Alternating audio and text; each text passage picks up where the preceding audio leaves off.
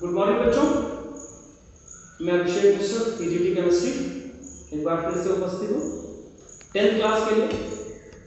10th class में हमारा topic चल रहा था केमिकल रिएक्शंस एंड इक्वेशन, जिसमें हमने आपको केमिकल रिएक्शन की कैरेक्टरिस्टिक्स बताई थी और केमिकल रिएक्शन की डेफिनेशन थी, केमिकल इक्वेशन की डेफिनेशन थी, एग्जाम्पल थे।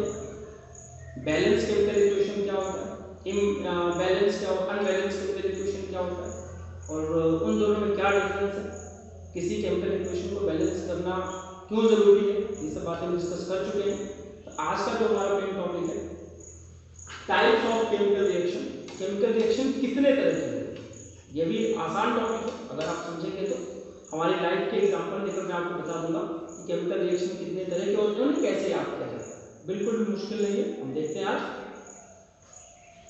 पहला है कॉम्बिनेशन रिएक्शन, दूसरा डिकम्पोजिशन रिएक्शन, तीसरा डिस्प्लेसमेंट रिएक्शन, चौथा डबल डिस्प्लेसमेंट रिएक्शन, पांचवा प्रेसिपिटेशन रिएक्शन या PPT reaction, sixth exothermic reaction, seventh endothermic reaction, eighth thermite reaction, ninth reversible reaction और 10th इरिवर्सिबल रिएक्शन। इतने तरह की रिएक्शन है। एक और रिएक्शन है आपको इस लेसन में लास्ट में मिलेगा, रेडॉक्स रिएक्शन। इसके बारे में बाद में बात करेंगे, तो ज्यादा पढ़ना है, टॉपिक अलग से है। इन सब के बारे में आप 12th क्लास तक आप लगातार कंटिन्यूअसली पढ़ते जाओगे, इतनी तरह की रिएक्शन। इन्हीं के बारे में हम थोड़ा सा देखते हैं एक एक करके।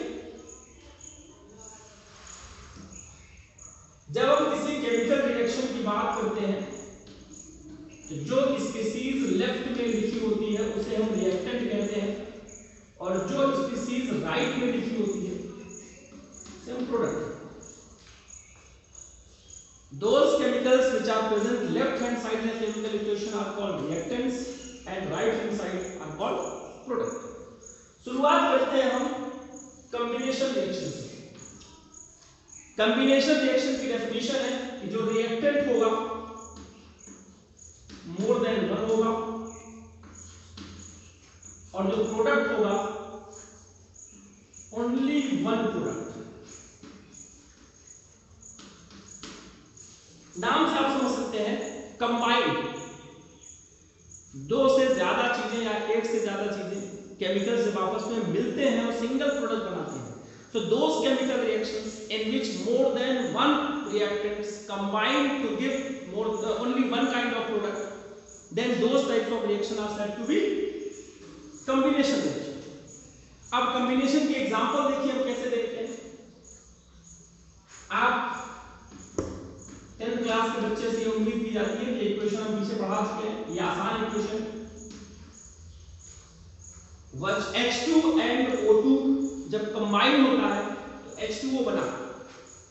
प्रोडक्ट में ये H2O 10 बने, 20 बने, 100 बने, उससे मतलब नहीं है, लेकिन मोर देन वन काइंड नहीं होना चाहिए। H2O के अलावा कोई दूसरा प्रोडक्ट नहीं होना चाहिए। हम डेफिनेशन को मॉडिफाई कर सकते हैं कि मोर than one kind of reactants combined to give only one kind of product, then those type of chemical reactions are said to be combination reaction. C plus O2 is equal to CO2 आप जानते हैं। सबसे पहली equation आप पढ़ते हैं, आपने burning of magnesium ribbon पढ़ा, 2Mg plus O2 is equal to 2MgO। अब इस चीज पर ध्यान दीजिए, इसमें एक इंपॉर्टेंट बात है, मैग्नीशियम रिबन को बर्न करने के पहले हम उसे क्लीन करते हैं, क्योंकि मैग्नीशियम एक रिएक्टिव मेटल है और इसके ऊपर कुछ न कुछ लेयर बन जाती है। किस चीज की लेयर बन जाती है? मैग्नीशियम ऑक्साइड और मैग्नीशियम कार्बोनेट की। उस लेयर को हटाते हैं, उसके बाद उसका कन्वर्शन कराते हैं, बर्निंग कराते हैं, अदरवाइज वहां कुछ और MgO के अलावा कुछ और भी बनेगा। इसलिए why is it necessary to clean the magnesium ribbon before burning it into air? या एनसीईआरटी का क्वेश्चन है, आपको सिर्फ इतना लिखना है to remove the protective layer of MgO and MgCO3। ये एनसीईआरटी का मोस्ट इंपोर्टेंट क्वेश्चन। अब हम बात करते हैं कैल्शियम ऑक्साइड, इसको हम लाइम भी बोलते हैं, और इसको जब वाटर में मिक्स करते हैं जो प्रोडक्ट बनता है वो कैल्शियम हाइड्रोक्साइड का बनता है। आप देखेंगे ये बैलेंस केमिकल इक्वेशन है, आप चेक कर सकते हैं इसे। इसको हम लाइम बोलते हैं, इसे वाटर बोलते हैं और इस प्रोडक्ट को हम लाइम वाटर बोलते हैं। तो जो लाइम में वाटर मिलाते हैं, जो प्रोडक्ट बनता है उसे लाइम वाटर कहते हैं। ये एक दो बार बोर्ड में आ भी चुका है, इसलिए बता रहा हूँ कि कॉम्बिनेशन रिएक्शन की ये 3-4 अच्छे से एग्जांपल है। जितने भी तरह की केमिकल रिएक्शन है, in each case you have to learn, remember, understand, feel 5 kind of reaction, 5 examples of each reaction. तो हम बात करते हैं, एक एग्जांपल और ले लेते हैं इसका, कोई बहुत बड़ी चीज नहीं है। इसी कैल्शियम ऑक्साइड में अगर CO2 ऐड कर दें, then the product is CaCO3. These all 5 reactions are example of combination reaction. यहाँ पर हमारा कॉम्बिनेशन रिएक्शन का टॉपिक खत्म होता है। इसी तरीके से आप याद रखिएगा कि हर रिएक्शन की डेफिनेशन जो मैं बोल रहा हूँ विद एग्जांपल आपको नोट्स में लिखना है, हमें व्हाट्सएप करना है, फीडबैक चाहिए हमें। नेक्स्ट एग्जांपल है डिकम्पोजिशन रिएक्शन। नाम से पता चल रहा है कि डिकम्पोज होगा, यानी just opposite to combination reaction. यहां पर क्या कंडीशन है? Only one kind of reactants, it gives more than one kind of when one kind of reactants breaks into more than one kind of products, then those types of reactions are said to be decomposition reaction. Decomposition reactions are further classified into 3 categories. हम बारी-बारी से उसका नाम लेते हैं। Number 1 है thermal decomposition,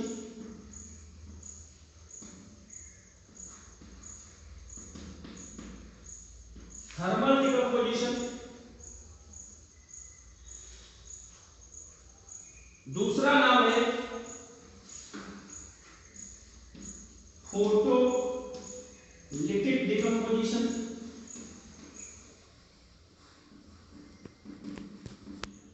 number 3 है, हम सबका एग्जाम्पल डिस्कस करेंगे, electrolytic decomposition. Electrolytic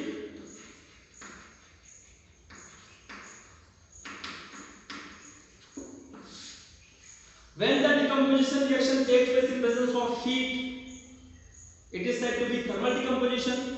When decomposition reaction is take place in presence of light, photo matlab light, it is said to be photolytic decomposition. When the decomposition reactions are takes place in presence of electric current, electricity, it is said to be electrolytic decomposition. यानी हम फिर से modify करके लिख सकते हैं कि those chemical reactions in which only one kind of reactants breaks into more than one kind of product, but in presence of heat, in presence of light, in presence of electric current, then the reactions are said to be thermal decomposition, photolytic decomposition, electrolytic decomposition respectively. Example देखते हैं हम। Thermal decomposition के 3 example हैं। Most important board के लिए ज्यादा important है, समझिएगा। 2 molecules of lead nitrate, lead nitrate का फार्मूला बना के देख लीजिएगा, हीट की प्रेजेंस में ब्रेक होता है। 2 molecules of FeSO4 और CaCO3। एग्जांपल को याद करने का सिंपल सा तरीका मैं आपको बता रहा हूं। अगर हम बात करें, मैंने कहा आपको कि decomposition reactions are opposite to that of combination reaction. तो कॉम्बिनेशन रिएक्शन का एग्जांपल लास्ट करिए, CaO CO2 से मिलकर CaCO3 बनाता है।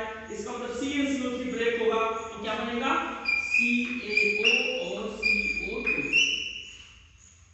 इन दोनों को याद करने का सिंपल तरीका मैं आपको बता रहा हूं।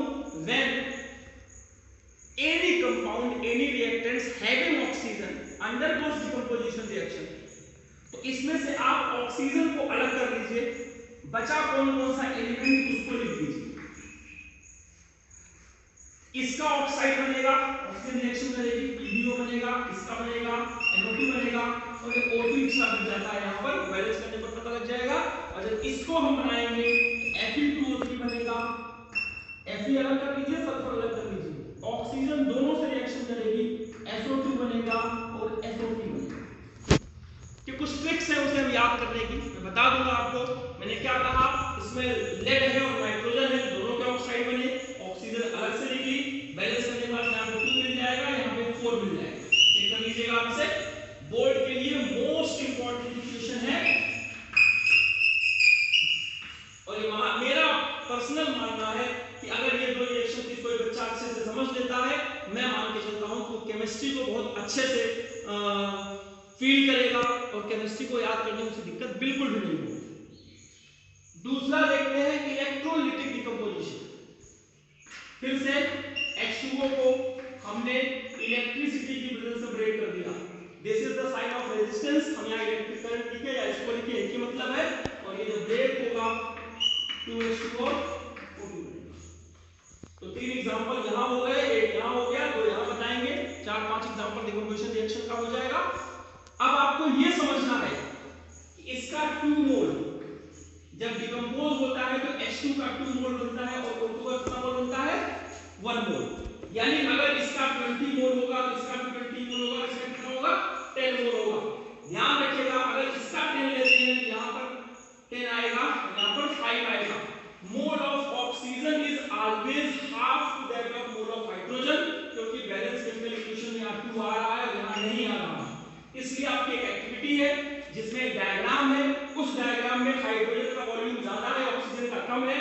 क्यों कम है तो आपको यही बताना पड़ेगा, because in chemical reaction 2 mole of hydrogen is form while number of moles of oxygen is only 1, that is half to that of hydrogen. इसलिए ऑक्सीजन का वॉल्यूम कम होगा और हाइड्रोजन का वॉल्यूम ज्यादा होगा। एक्टिविटी डायग्राम में है, आप देख लीजिएगा उसको। Photolytic in presence of light, AgCl को जब हम लाइट की प्रेजेंस में ब्रेक करेंगे तो 2Ag बनेगा और Cl2 बनेगा। सिमिलरली AgBr को अगर हम लाइट की प्रेजेंस में ब्रेक करेंगे 2Ag बनेगा और Br2 बनेगा। इसकी मोस्ट इंपॉर्टेंट बात यह है कि दोनों रिएक्शंस फोटोग्राफी में यूज होती है, समझिएगा, इंपॉर्टेंट है। और हाँ, फोटोग्राफी में यूज होती है, पेपर में आया हुआ है एग्जाम में आपके। इस तरह से हमने डिकम्पोजिशन रिएक्शन की बात करी जो कि 3 तरह की थी, और कॉम्बिनेशन रिएक्शन की बात करी। आज की क्लास में हमने ये दोनों बातें पढ़ी। अगली क्लास में हम इसके बारे आगे की बात करेंगे। आपसे रिक्वेस्ट है कि आप इससे रिलेटेड होमवर्क एनसीईआरटी के सॉल्व करिए, टेस्ट क्वेश्चन एक्सरसाइज के, और हमें सॉल्व करके भेजिए व्हाट्सएप पर, ताकि हमें फीडबैक पता लग जाए कि बच्चे पढ़ रहे हैं। अगले से 2 या 3 क्लास 3-4 क्लास में ये लेसन मैं खत्म कर दूंगा।